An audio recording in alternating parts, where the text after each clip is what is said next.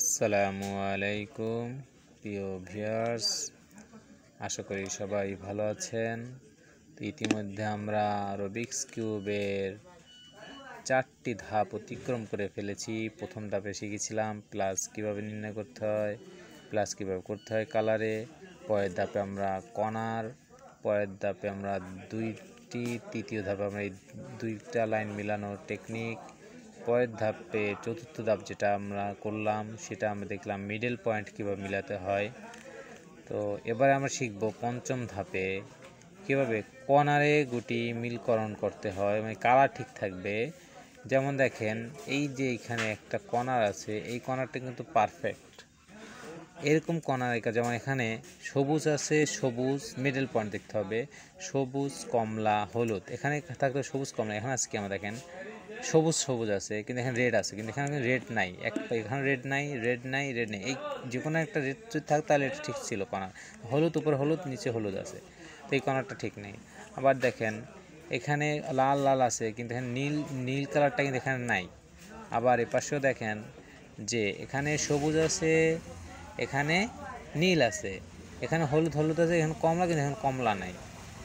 তো এইটি আমাকে সবগুলো কর্নার এক করতে হবে। তো দেখেন আমি কর্নার ট্যাগ করি কীভাবে। প্রথমে আমি রাইট লেফট, দেখেন কীরকমভাবে করতেছি। একবারে বেশি কিছু না, আমি এতবার ঘুরাবো, এখানে মানে কোনো চেঞ্জ হবে না এতবার ঘোরানোর পরে। এবার লক্ষ্য করেন সবাই,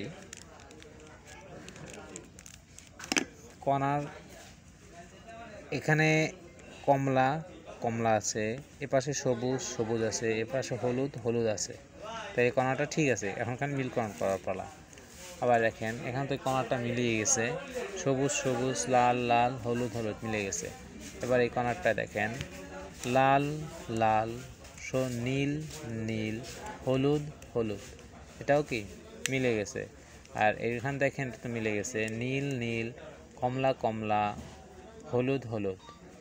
তো এই ঘোরানোর প্রসেসটা নিচেও দেখেন, নিচেরটা কিন্তু কোনো চেঞ্জ হইতেছে না, এই দুই পাশে কি কোনো চেঞ্জ হইতেছে না।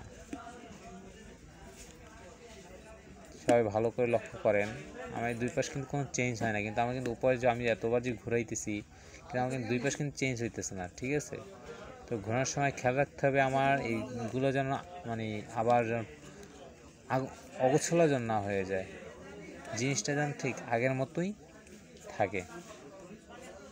আশা করি সবাই বুঝতে পেরেছেন বিষয়টা। তো এটা যেরকম আছে এরকম থাকবে, কিন্তু আমাকে উপরে গুটিগুলো চেঞ্জ হবে, কিন্তু আমার এটা কি ধাপটা কি চেঞ্জ হবে না, যেটা আছে এরকমই থাকবে। তো পঞ্চম ধাপে আমরা রুবিক্স কিউবের